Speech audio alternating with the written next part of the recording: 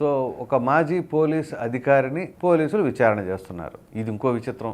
పైగా additional superintendent of పోలీస్గా చేసిన వ్యక్తి. కేసు ఏంటి అంటే అప్పటి ఎంపీ అయినటువంటి రఘురామకృష్ణరాజు గారు ఇప్పుడు డిప్యూటీ స్పీకర్గా కూడా ఉన్నారు కదా, ఆయనకు సంబంధించిన కేసు. ఏదైతే ప్రభుత్వం మారిన తర్వాత గుంటూరు నగరంపాలెం పోలీస్ స్టేషన్లో ఆయన కేసు అంటే ఫిర్యాదు చేయడం జరిగింది. కేసు నమోదు చేశారు. ఏంటా కేసు అంటే మే 14, 2021 ఆయన జన్మదిన వేడుకలు సెలబ్రేట్ చేసుకుంటుంటే హైదరాబాద్లోని తన నివాసంలో నోటీసులు లేవు, ఒక ప్రొసీజర్ లేదు, ఏమీ లేదు. వచ్చేసారు, తీసుకెళ్ళిపోయారు. 3rd degree.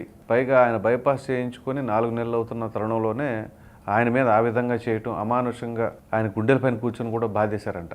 పైగా ఈజ్ పర్ఫెక్ట్లీ ఆల్రైట్ అని చెప్పేసి అప్పుడు జీజీహెచ్ డాక్టర్స్, సూపరింటెండెంట్ వీళ్ళందరూ కూడా రిపోర్ట్ ఇవ్వటం.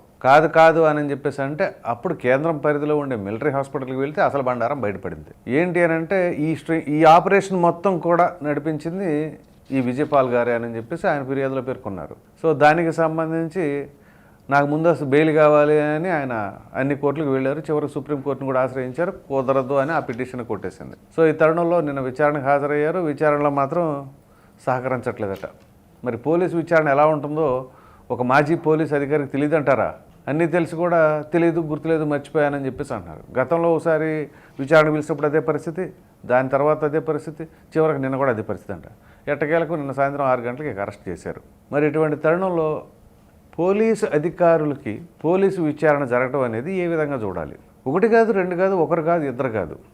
కాదంబరి జత్వాని కేసులో 3 ఐపీఎస్ అధికారులు సస్పెండ్ అవ్వటం, వాళ్ళపైన ఎఫ్ఐఆర్ నమోదవటం, అక్యూజ్డ్గా పేర్కొనటం, ఇప్పుడు మాజీ అడిషనల్ సూపరింటెండెంట్ ఆఫ్ పోలీసు, ఇట్లా చాలామంది ఉన్నారు.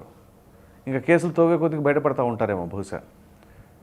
మరి చరిత్రలో ఎన్నడూ లేని విధంగా ఆంధ్రప్రదేశ్లో ఈ 2024 సంవత్సరం వచ్చేసరికి అంటే ప్రభుత్వం మారకముందు వరకు 19 నుంచి 24 మధ్యలో ఇంతమంది పోలీసులు ఇంత అత్యుత్సాహంగా ఎందుకు పనిచేశారు? అసలు పోలీసులు వాళ్ళ యొక్క కర్తవ్యాన్ని మరిచి పార్టీ జెండాలను భుజాన వేసుకుంటున్నారా? ఇంకా అటువంటిప్పుడు డైరెక్ట్గా రాజీనామా చేసేసి గోరంట్ల మాధవ్లాగా రాజకీయాల్లోకి ఎంటర్ అయిపోవచ్చు. కానీ యూనిఫామ్ ముసుగులోనే పార్టీలకు కొమ్ము కాస్తున్నారు అని చెప్పేసి అయితే క్లియర్గా తెలిసిపోతుంది.